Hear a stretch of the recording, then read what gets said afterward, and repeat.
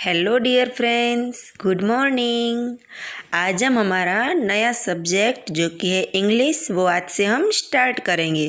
तो चलिए देखते हैं हमारा फर्स्ट चैप्टर का नेम क्या है। तो हमारा यूनिट 1 है मैनी काइंड्स ऑफ आर्ट, मतलब आर्ट के अलग अलग तरीके। आर्ट अलग अलग प्रकार के हो सकते हैं, जैसे किसी में सिंगिंग का आर्ट हो सकता है, किसी को डांसिंग अच्छा लगता है, किसी को पेंटिंग अच्छी लगती है और किसी को ड्राइंग अच्छी लगती है।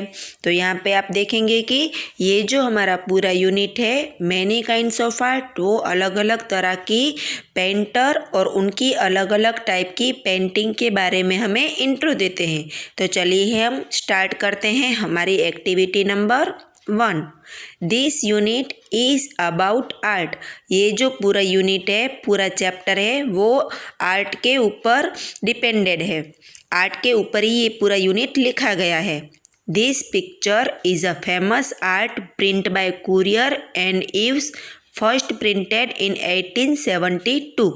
यहाँ पे ये जो हमें यहाँ पे ये जो हमें पिक्चर पूरा दिखाई दे रहा है, वो उसके पेंटर का नाम क्या है? तो ये पेंटर है कुरियर एंड ईव्स, और ये उनकी फर्स्ट प्रिंट है। उन्होंने फर्स्ट टाइम जो पेंटिंग बनाई थी, उनकी जो फर्स्ट प्रिंट निकाली है, वो कब निकाली है? 1872। और इनके पेंटर का नाम क्या है? Currier and Ives. What do you see in the picture? आपको इस पिक्चर में क्या क्या दिखाई दे रहा है? तो यहाँ पे हम चलिए देखते हैं ये वाले पिक्चर में क्या क्या है। तो यहाँ पे आप देख सकते हैं एक फॉक्स है। क्या है? फॉक्स। और उसके जो पैर है वो इस तरह से, इसके जो पैर है वो पूरे वुड के ऊपर, यानी कि एक ट्री के ऊपर रखे हैं, और जो ये फॉक्स है वो ऊपर की तरह कुछ देख रहा है। ओके, फिर है यहाँ पे और क्या दिख रहा है कि यहाँ पे जो ये पूरी डैंगलिंग, मतलब ये जो पूरी वृक्ष की टहनियाँ झुकी हुई है, वृक्ष की जो डालियाँ होती हैं, शाखाएँ, वो सारी झुकी हुई है, उसे हम क्या बोलते हैं? टैंगलिंग। और यहाँ पे देखिए एक बर्ड भी बैठा हुआ है। ओके, तो ये वाले पिक्चर में हमें क्या क्या दिख रहा है? एक तो ये बहुत सारे ट्री है, एक फॉक्स है, ये वृक्ष की झुकी डालियाँ यानी कि टैंगलिंग है, ये फॉक्स अपने दो पैर ऊपर करके ट्री के ऊपर टिका के खड़ा है, फिर यहाँ पे एक बर्ड है। ओके, यहाँ पे हमें ये वाले पिक्चर में इतना सब कुछ दिख रहा है। तो यहाँ पे देखिए रेड लाइन में क्या लिखा है? List all the things you see that you can name in English. तो यहाँ पे हमें ये वाली पेंटिंग में जो कुछ भी दिख रहा है उसकी हमें एक लिस्ट बनानी है, और उसके नेम भी हमें इंग्लिश में ही लिखने हैं। फिर है how many words did you list? आपसे और मुझसे कितने वर्ड बने? तो हमने अभी काउंट किए। फॉक्स है, टैंगलिंग है, बड़े बड़े ट्री है, बर्ड है। ओके, तो ये सारे जो है वो सारी लिस्ट रेडी हुई। तो ये हमें लिस्ट बनानी नहीं है, ये अगर हम स्कूल में होते तो ये पूरी एक्टिविटी हम करते। तो अभी यहाँ पे हम ये सारा वर्क जो है वो ओरली ही कर रहे हैं। फिर है right one new word that you learn from a classmate list. ये पूरी जो लिस्ट जो बनानी थी वो क्लास में सभी लोगों को बनानी थी। तो हमें अभी एक क्या करना है कि जो हमारे पास वाले फ्रेंड ने जो एक नया अलग सा वर्ड लिखा है, वो हमें एक और वर्ड हमारी लिस्ट में ऐड करना था। ओके, तो ये थी हमारी एक्टिविटी नंबर 1। अभी हम करेंगे एक्टिविटी नंबर 2।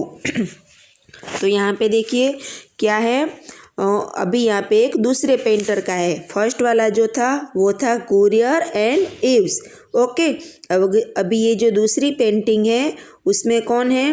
वो पेंटर कौन है? तो यहाँ पे देखिए Van Gogh. Vincent Van Gogh was an artist who lived in Netherlands from 1853 to 1890। यहाँ पे जो ये वाली पेंटिंग के जो पेंटर है उसका नाम है विंसेंट वैन गोग। ओके, और वो कहाँ के रहने वाले थे? तो वो थे नेदरलैंड के रहने वाले। और उनका टाइमिंग क्या था? तो उनका टाइमिंग था 1853 to 1890। He painted more than 900 paintings. ये जो पेंटर थे विंसेंट वैन गोग, उन्होंने 900 से भी ज़्यादा पेंटिंग बनाई है। कितनी? मोर देन 900, यानी कि 900 से भी ज़्यादा उन्होंने पेंटिंग बनाई है। ड्यूरिंग हिज लाइफ ही ओनली सोल्ड वन पेंटिंग। जब तक वो इस तरह से पेंटिंग बनाते थे अपनी लाइफ टाइम में, यानी कि 1853 टू 1890, इसकी लाइफ में उन्होंने सिर्फ एक ही पेंटिंग बेची थी। But now his paintings are very valuable and famous. But अभी तो वो जिंदा नहीं है, लेकिन अभी जो उनकी पेंटिंग है, but now his paintings are very valuable and famous, मतलब अभी तो वो ज़िंदा नहीं है, लेकिन उनकी जो 900 से ज़्यादा पेंटिंग थी वो अभी वेरी वैल्यूएबल, यानी कि बहुत ही इम्पोर्टेंट है और फेमस भी है, मतलब जग प्रसिद्ध है। वो सबको, वो जो पैसे वाले होते हैं वो अपने बंगलों में शो के लिए जो लगाते हैं, उन लोगों के लिए ये वाले पेंटर की पेंटिंग बहुत ही फेमस है। Van Gogh like to use very thick paint. ये जो वैन गोग थे वो अपने पेंटिंग के लिए वेरी थिक कलर यूज़ करते थे। जब पेंटर लोग कैनवास पे पेंटिंग बनाते हैं तो अक्सर हम देखते हैं कि हम भी अगर कोई ड्राइंग बनाते हैं तो थोड़ा सा कलर और उसमें हम थोड़ा सा वाटर मिक्स करते हैं, लेकिन ये जो वैन गोग थे वो पानी बिल्कुल ही मिक्स नहीं करते थे। वो एक्स्ट्रा थिकी पेंटिंग करना पसंद करते थे। He loved colour. उनको कलर बहुत ही ज़्यादा पसंद थे, क्योंकि उनका पैसन ही ड्राइंग था, पेंटिंग था। तो पेंटिंग के रिलेटेड सारी वस्तु, सारी जो थिंग्स होती है वो हमें बहुत ही अच्छी लगती है। तो वैसे ही वैन गोग की जो पैसन ही पेंटिंग था, तो उन्हें कलर भी बहुत पसंद थे। Look at this details from one of his painting. यहाँ पे इसकी हमें बहुत सी इंफॉर्मेशन ये वाली पिक्चर से मिलेगी। ओके, तो यहाँ पे है व्हाट कलर्स डू यू सी। तो यहाँ पे हमें नीचे क्वेश्चन पूछा गया है कि इसमें आपके कौन से कलर्स दिखते हैं, व्हाट कलर्स डू यू सी। तो यहाँ पे हमें पूछा गया है कि ये वाले पिक्चर में आपको कौन से कलर ज़्यादा दिखते हैं। तो यहाँ पे हमें कौन से कलर, ग्रे कलर ज़्यादा दिखता है। ये कलर कौन सा है, ग्रे कलर। तो इसका आंसर है we see grey colour most. Then brown colour, यहाँ पे हमें ब्राउन कलर भी दिख रहा है, तो हम क्या लिखेंगे, we see grey colour the most. Then brown colour, यहाँ पे ऐसे लग रहा है जैसे कोई बीच की मिट्टी है, दरिया किनारे का ये जो है पूरा सी शोर जैसा दिख रहा है, जहाँ पे बड़ी बड़ी चट्टानें लग रही है। ये जो ग्रे कलर है वो चट्टानें जैसे दिख रहे हैं, और ये जो ब्राउन कलर है वो वहाँ की मिट्टी जैसा दिख रहा है। ओके, फिर है नीचे, do you C the rough texture of his canvas. मतलब यहाँ पे है रफ, मतलब ये जो होता है वो पूरा सॉफ्ट होता है। हम अगर कोई पेंटिंग करते हैं तो वो पूरी सॉफ्ट होती है, यानी कि अगर हम कलर और ये वाटर का मिक्सचर कंबाइन करें तो वो पूरा सॉफ्ट कलर बन जाता है। लेकिन यहाँ पे ये जो थे वैन गोग, वो पानी मिक्स नहीं करते थे, वो डायरेक्ट ही थिक कलर यूज़ करते थे। तो आपको यहाँ पे रफ टेक्सचर दिख रहा है, तो यहाँ पे लिखना है हमें यस, क्योंकि यहाँ पे देखिए ये जो चट्टान जैसा लग रहा है उन पर ऐसे ऐसे सेट्स हैं, जिगजैग जैसे सेट दिख रहे हैं। सो इसका आंसर आएगा yes, we see the rough texture of the canvas. How would you describe the paint. यहाँ पे हमें पूछा गया है कि आपको कैसी लगी ये जो पूरी पेंटिंग है, उसको आप पूरे अपने शब्दों में डिस्क्राइब करिए। तो यहाँ पे लिखना है the paint seems like that ropey of wrinkly surface. Ropey means ये जो पूरा टेक्सचर है कलर का वो बहुत ही थिक है, और ये रिंकली मतलब इस पर ये जो चट्टाने के ऊपर इस तरह से उन्होंने जिगजैग जैसे किया है थिक कलर से, वो मतलब रिंकली यानी कि डॉट डॉट वाली लग रही है। ओके, फिर है इज इट थिक। यहाँ पे देखिए इज इट थिक, तो यस, क्योंकि कलर उन्होंने डायरेक्ट ही कलर यूज़ किए थे तो ये पूरी थिक ही लग रही है। थिन, नो थिन, यहाँ पे सैंड के पार्ट में थिन लग रही है, और ये जो बड़ी बड़ी सी पत्थर लग रहे हैं, स्टोन लग रहे हैं, वो सारे थिक है। हैवी, यस हैवी, क्योंकि ये जो डायरेक्ट कलर में उन्होंने कुछ कंबाइन नहीं किया है, तो ये जो पूरी पेंटिंग है वो हैवी भी है। लाइट तो इसमें आएगा नो। ब्राइट तो यस ब्राइट तो दिख रही है क्योंकि उन्होंने कलर में ब्राउन कलर यूज़ किया है, लाइट ब्राउन, सो ये कुछ ब्राइट सी भी दिख रही है। सॉफ्ट में भी आएगा नो, हार्ड में आएगा यस। हमें किस तरह से दिख रही है उसके अकॉर्डिंग हमें यहाँ पे देखना है कि आप, यहाँ पे हमें पूछा गया है कि आपको ये जो पूरी पेंटिंग है वो कुछ कैसी दिख रही है। तो यहाँ पे हमें ऑप्शन भी दिए गए हैं, thick, thin, heavy, light, dark, bright, soft, hard, flat, bumpy और फिल्म। तो हमें अपने अकॉर्डिंग ये पिक्चर देखकर हमें इसके आंसर देने हैं। फिर है Van Gogh made the strokes with his brush. ये जो वैन गोग थे उन्होंने ये पूरी पेंटिंग अपने ब्रश से ही बनाई थी। Do you think he pushed on the canvas firmly और सॉफ्टली। उन्होंने क्या किया है, हमें ऐसे बोला है कि डू यू थिंक, आप सोचिए कि उन्होंने ये पेंटिंग कैसे बनाई होगी। तो हमें बोला है कि शायद उन्होंने ये पेंटिंग अपने कैनवास के ऊपर बहुत सारे कलर, ये जो डार्क और ग्रे, डार्क ग्रे और ये ब्राउन कलर दिख रहा है, वो कलर ऐसे ही रख के कैनवास को धीरे धीरे से ऊपर उठाया होगा। सॉफ्टली, फिमली, फिमली मतलब धीरे से ऊपर उठाया होगा और सॉफ्टली मतलब धीरे धीरे, और इस तरह से ये जो है पूरे कलर फैल गए हैं। Did he move the brush quickly और स्लोली। आप यहाँ पे देख के बताइए उन्होंने ये जो ब्रश है वो जल्दी से चलाए होंगे कि धीरे धीरे। How do you think he made this marks. उन्होंने ये मार्क्स जो है यहाँ पे जिग जैग जैसे वो कैसे बनाए होंगे।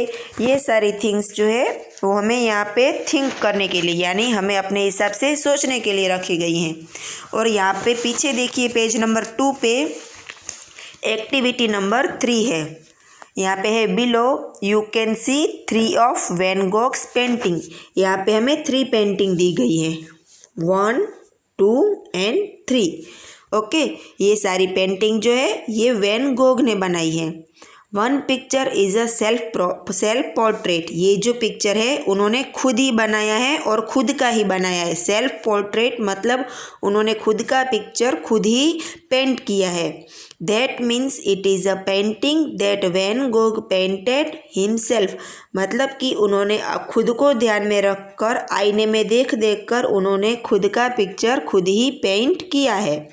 The way an artist paints, the color he chooses and the shape he likes are all part of his style। ये उन्होंने जो है अपने खुद की मेहनत से धीरे धीरे एक आर्टिस्ट अपने पेंट और कलर को किस तरह से चूज़ किया है, उन्होंने किस तरह से खुद को खुद के पिक्चर में शेप किए हैं, ये जो सारा पार्ट है वो उनकी एक खुद की अलग ही स्टाइल है, मतलब उनका खुद का स्वैग है। Van Gogh's paintings are all of different subjects. ये जो 3 पिक्चर है या फिर उन्होंने 900 से भी ज़्यादा खुद की पेंटिंग्स बनाए हैं, वो अलग अलग तरीके से अलग अलग सब्जेक्ट को ध्यान में रखकर उन्होंने अलग अलग ड्राइंग जो है पेंटिंग जो है वो रेडी की है। But the style of all 3 the same.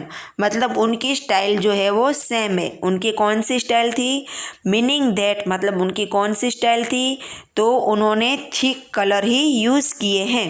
In each of his painting मतलब उन्होंने हर एक पेंटिंग में ही used the colours and shapes that he like. मतलब उन्होंने नेचुरल तरीके से ड्राइंग की है, पेंटिंग की है, उन्होंने किसी की भी कॉपी नहीं की है। उनको जो अच्छा लगा है उन्होंने थिक कलर में ही पेंट किया है। Look at his painting carefully. यहाँ पे उनकी जो पेंटिंग है ये 3, उनको ध्यान से देखिए। केयरफुली मीन्स ध्यान से देखिए। What colours and shapes do you think that Van Gogh's like. यहाँ पे देखने से हमें पता चलता है कि उन्होंने कलर किस तरीके से फिल किए हैं और किस तरीके से उन्होंने ब्रश और कलर्स के यूज़ करके अलग अलग टाइप की नेचुरल पेंटिंग बनाई है। यहाँ पे है let's use words to describe the style of painter. Van Gogh की ये जो स्टाइल है उनको डिस्क्राइब करने के लिए, लिखने के लिए हमारे पास कोई शब्द ही नहीं है। मतलब वो एक अद्भुत कलाकार थे, अद्भुत पेंटर थे। फिर यहाँ पे हम देखेंगे पेज नंबर 3। तो यहाँ पे हमें क्या करना है, एक्टिविटी नंबर 4 में है rangoli is an integral part of Indian culture. Rangoli जो बनाते हैं हम दिवाली में बनाते हैं या फिर कोई दुर्गा पूजा में बनाते हैं, तो वो रंगोली है वो हम अलग अलग त्योहारों पे अलग अलग तरीके से बनाते हैं। ये जो रंगोली है वो हमारे इंडियन कल्चर का एक अलग ही पार्ट है, महत्वपूर्ण पार्ट है। On festivals we prepare rangoli. जब फेस्टिवल होते हैं अलग अलग तो हम ये रंगोली बनाते हैं। क्यों बनाते हैं? Welcome God and guest. हम भगवान को बुलाते हैं, भगवान के वेलकम के लिए और मेहमान के वेलकम के लिए हम अलग अलग तरह की रंगोली बनाते हैं। Following are some beautiful rangolis. आपने भी अलग अलग तरीके की रंगोली बनाई होंगी। Write down the things and colour use the in this rangoli. तो यहाँ पे लिखना है कि आपने अलग अलग तरीके से जो रंगोली बनाई है उसका यहाँ पे आपने कौन कौन सी थिंग्स यूज़ किए वो आपको यहाँ पे लिखनी है। तो यहाँ पे ब्रैकेट में देखिए क्या है, we use gypsum colour, flowers, leaves, lamps, sawdust, grains to prepare rangoli. हम अलग अलग तरीके से रंगोली बनाते हैं तो इसमें अलग अलग चीज़ें हम यूज़ करते हैं। तो आपने भी जो भी रंगोली बनाई है यहाँ पे उसमें कौन सी चीज़ का आपने यूज़ करके बनाई है वो चीज़ आपको यहाँ पे लिखनी है। जैसे कि फ्लावर की बनाई है, फिर हमारे क्लास में जब कंपटीशन होती थी तब आप लोगों ने कलर से भी बनाई है। फिर हम जब एक्टिविटी करते हैं तब हमने ग्रेन यानी कि अनाज से भी बनाई है। फिर हमने तो पल्सिस से भी बनाई थी, जिसको याद होगा हमने लास्ट ईयर बनाई थी वो चने की दाल, मूंग दाल वो सब मिक्स करके हमने अलग से एक पल्सिस रंगोली बनाई थी। तो फिर वो कौन से कलर के फ्लावर जो आपने बनाए तो वो कौन से कलर के थे? तो रेड एंड ग्रीन। तो वो सारी जो थिंग्स है वो आपको यहाँ पे डिस्क्राइब करनी है। तो आज का आपका होमवर्क है एक्टिविटी नंबर 3। ये आपको वैन गोग की पेंटिंग कैसी लगी वो आपको यहाँ पे लिखनी है। यहाँ पे 3 लाइन है उसमें आपको लिखनी है। फिर how many describe word did you use. तो मतलब आपने जो कौन से नए नए वर्ड्स सीखे हैं वो आपको यहाँ पे लिखने हैं। फिर ये एक्टिविटी नंबर 4 रंगोली वाला। तो ये जो 3 थिंग्स हैं, ये जो 3 क्वेश्चन है वो आज आपको लिखने हैं बुक में भी और ये वर्कबुक में भी। फिर अगर आपको पता नहीं चलेगा मैं शाम को इसकी आंसर की भी सेंड करने वाली हूँ। तो पहले आप अपने हिसाब से लिखना और फिर आपको कुछ पता ना चले तो मैं आंसर की भी सेंड करने वाली हूँ, उसमें आप देख सकते हैं। ओके फ्रेंड, तो ये हमारा यूनिट नंबर 1 आज आपको जितना मैंने चलाया है उतना आपको टेक्स्ट बुक में और वर्कबुक दोनों में कंप्लीट करना है। Okay friends, bye, have a good day.